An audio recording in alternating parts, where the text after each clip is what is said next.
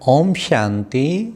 सुनते हैं आज का मुरली मंथन 7 अक्टूबर 20 की मुरली का। आज की मुरली में बाबा ने कहा कि तुम सब आत्माएं अब बेसमझ बन गई हो। बाबा आया है सबको समझदार बनाने। बेसमझ बाबा ने कहा क्योंकि देखो बच्चे, देह अभिमान में होते तो फिर बेसमझ बन जाते। बाबा आके देही अभिमानी बनाते तो समझदार बना देते। तो बच्चे देखो, सारी दुनिया में तीनों लोकों में सबसे समझदार से समझदार कौन है? शिव बाबा, जो आके सब बेसमझों को समझदार बनाता है। फिर समझदार कौन है? फिर है लक्ष्मी नारायण, क्योंकि वो देही अभिमानी रहते हैं। तो बाबा ने आज बार बार तुम समझदार बने हो, माया ने तुम्हें बेसमझ कर दिया। तुम समझदार बने हो क्योंकि तुम्हारी आँखें अब खुल जाती हैं, इसलिए तुम समझदार बने हो। तो बाबा ने कितना सुंदर हम बच्चों को बताया कि हम कैसे समझदार बनते हैं, और समझदार बनने का बाबा ने तरीका बताया। फिर बाबा ने कहा कि बच्चे देखो कि पावन बनने की बाबा एक ही दवाई देते हैं, क्योंकि वो है बड़े ते बड़ा अविनाशी सर्जन। दवाई क्या देते हैं? दवाई देते हैं योग की। एक ही दवाई है और एक ही इंजेक्शन है बाबा के पास। पावन बन जाएंगे इस इंजेक्शन से। तुम्हारे बच्चे बाबा गारंटी करते हैं, तुम योग लगाओ तो तुम्हारे सब रोग शोक सब जो है मिट जाएंगे। वाह बाबा वाह, कितनी बढ़िया दवाई दी। मन मना भाव, एक मेरे को याद करो, मेरे से योग लगाओ, सब पापों से मुक्त हो जाओगे। अहम त्वाम सर्व पापे मोक्ष्यामि, मैं तुझे सब पापों से मुक्त कर दूंगा। तो बाबा ने कितना सुंदर हम बच्चों को ये बताया कि जितना बच्चे दवाई लेंगे, ये दवाई याद की दवाई है। फिर बाबा ने कहा शांति धाम। बच्चे देखो, शांति धाम से तुम आत्माएं आई हो, वहीं वापस जाएंगे। अब शांति धाम बच्चे कोई जा ना सके अभी। हाँ, शांति के लिए कितना प्राप्ति के लिए कॉन्फ्रेंस करते हैं। अरे बच्चे, शांति तो शांति के सागर बाबा के सिवाय कोई दे नहीं सकता। वो आया है तुम्हें वापस शांति धाम ले जाने के लिए। फिर बाबा ने कहा कईयों की इच्छा होती है हम सदा के लिए शांति धाम रहें, कभी आए ही ना। बच्चे, तुम पाठधारी हो, एक भी आत्मा ऐसी नहीं है जो सदा के लिए रह सके। उसको कुछ ना कुछ पार्ट तो मिलेगा, चाहे 2 जन्म, चाहे 4 जन्म, चाहे 10 जन्म। मैं भी नहीं रह सकता, मेरा भी पार्ट है, आखिर संगम पर आना ही पड़ता।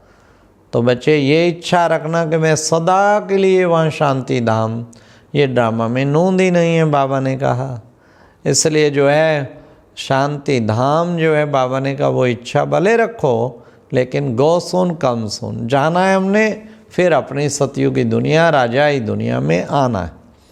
फिर बाबा ने कहा कि बच्चे, कई बच्चे कहते हैं बाबा याद बड़ी मुश्किल है, याद कैसे करें, याद नहीं ठहरती, बहुत मुश्किल लगती है। अरे बच्चे, तुम याद का चार्ट रखो, सच्चा सच्चा चार्ट लिखो तो तुम्हें बड़ा फ़ायदा होगा। अब चार्ट कैसे लिखें बाबा? हर घंटा नोट करो मेरी बुद्धि कितनी बाबा की याद में रही, बाबा के गुणों का चिंतन करो, बाबा के कर्तव्यों का करो, तो ये उससे, और फिर नोट करते रहो, चार्ट रखते रहो। अटेंशन और चेकिंग का पहरेदार। फिर बाबा ने कहा कांटों का जंगल, ये दुनिया है कांटों का जंगल, और लक्ष्मी नारायण हैं गुणों से सजे हुए सर्वगुण संपन्न। तो तुम्हें बाबा कांटों से फूल बनाने आया, तुम्हें कांटों से फूल बनाने आया। तो ध्यान रखना, किसी को कांटा नहीं चुभाना, फिर कांटे के कांटे बने रहेंगे। बाबा ने कहा लक्ष्मी नारायण के सामने जाके गाते हैं आप सर्वगुण संपन्न हो, हम तो पापी हैं। सबसे बड़ा कांटा वो है काम विकार का। इसलिए बाबा कहते काम जीते जगत जीत। तो इसलिए बच्चे अभी भी विकारों के अधीन रहेंगे तो कांटों का जंगल है, तो फिर कांटे के कांटे ही बने रहेंगे। तो हमें दिव्य गुणों से सदा सुसज्जित रहना है, सजा हुआ रहना है। तो बाबा कहते, बाबा ने कहा कई बच्चों का कर्मों का हिसाब किताब, बीमारी निकल आती, कभी कुछ कभी कुछ कभी कुछ। बच्चे तेरा कर्म भोग है, इसमें बाबा आशीर्वाद क्या करें? कहते बाबा आशीर्वाद कर दो, आशीर्वाद कर दो। अरे इसमें बाबा आशीर्वाद क्या करेगा? कर्म भोग तो हर एक को भोगना ही है, हर एक का अपना अपना कर्म भोग है। बाबा कहते बस पुरुषार्थ करो, अच्छी मेहनत करो, तपस्या करो, उससे अपना आप तुम्हारा कर्म भोग चुक्त होता जाएगा। बाकी बाबा कोई कंसेशन करे, बाबा तो फिर सब कोई करेगा। इसलिए बाबा कहते कि बच्चे ये तो तुम्हें खुद मेहनत करनी है।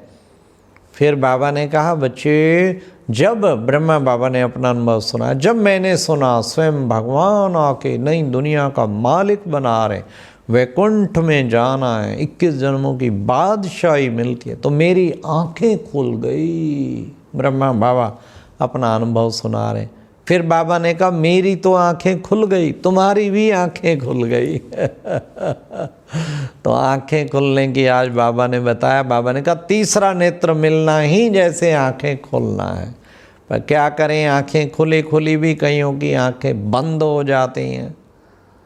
आंखें बंद क्यों हुए? सदा आँख खुली रहे। तीसरा नेत्र बंद होना माना आंखें बंद होना, सदा ये खुला रहे, आंखें खुली रहें। फिर बाबा ने कहा कि बच्चे, तुम बच्चे देखो बच्चे, तुम शरीर से अलग एक आत्मा हो, आत्मा ही देखती, आत्मा ही अजर अमर अविनाशी है। तुम आत्मा इस शरीर द्वारा पार्ट बजा रही हो। बस बच्चे घोटते रहो अंदर में। हाँ, यही देह अभिमान ने तो बुरा हाल किया। अब देह अभिमान को कूटना है ना। देह बान को कूटेंगे कैसे? जब बार बार आत्मा हूँ, आत्मा देख रही हूँ, आँखों द्वारा आत्मा देख रही हूँ, मुख के द्वारा आत्मा बोल रही हूँ, कानों द्वारा आत्मा सुन रही हूँ, शरीर के द्वारा मैं आत्मा कर्म कर रही हूँ। ये भी आत्मा, सब आत्माएं आत्मा के रूप में बच्चे सबको देखेंगे तो तुम्हारा मन बड़ा शांत और शीतल हो जाएगा। इसलिए बच्चे बाबा कहते आत्म अभिमानी भाव, और ये बच्चे अंदर में घोटते रहो। फिर प्यारे बाबा ने आज वरदान भी दिया। बाबा ने कहा विघ्न प्रूफ, चमकीली ड्रेस पहनने वाले, विघ्न विनाशक भाव। बच्चे ऐसी ड्रेस पहनो चमकीली, विघ्न प्रूफ हो, और फिर उससे विघ्न विनाशक बन जाएंगे। विघ्न तुम्हारे सामने ठहर नहीं सकता, क्योंकि तुम विघ्न विनाशक आत्मा। विघ्न आया और गया, स्थिति विघ्न में नहीं आ सकती। स्थिति सदा ही ऊंची चढ़ी रहे, तभी कहते विघ्न प्रूफ भाव। तो जितना विघ्न प्रूफ रहेंगे उतना शक्तिशाली रहेंगे। तो बाबा ने कहा, फिर नेक्स्ट बाबा ने लास्ट कहा, अभ्यास पर पूरा पूरा टेंशन दो तो फर्स्ट डिवीजन में नंबर आ जाएगा। हाँ, अभ्यास अभ्यास कहते हैं। वो महाभारत में अंधेरे में रात को भीम खा रहा था, तो अर्जुन की ने आँख खुल गई। उसने कहा भीम, जब देखा खा रहा अंधेरे में, कि भीम तो अंधेरे में कैसे खा लेता है? कहता है अभ्यास। बस फिर अर्जुन लग गया धड़ धड़ अभ्यास करने। Practice makes a man perfect. आज बाबा ने भी कहा अभ्यास पर पूरा पूरा टेंशन दो, फिर फर्स्ट डिवीजन में नंबर आ जाए। याद का भी अभ्यास, आत्मा बनने का भी अभ्यास, बाबा पे बुद्धि टिकाने का अभ्यास, बाबा के गुण गाने का अभ्यास, बाबा का शुक्रिया करने का अभ्यास, परम धाम में स्वयं को विजुलाइज करने का अभ्यास। ये सब अभ्यास है ना। जितना अभ्यास एक दिन आपको परफेक्ट बना ही देगा। अच्छा, ओम शांति। ये था आज का मुरली मंथन। ओम शांति।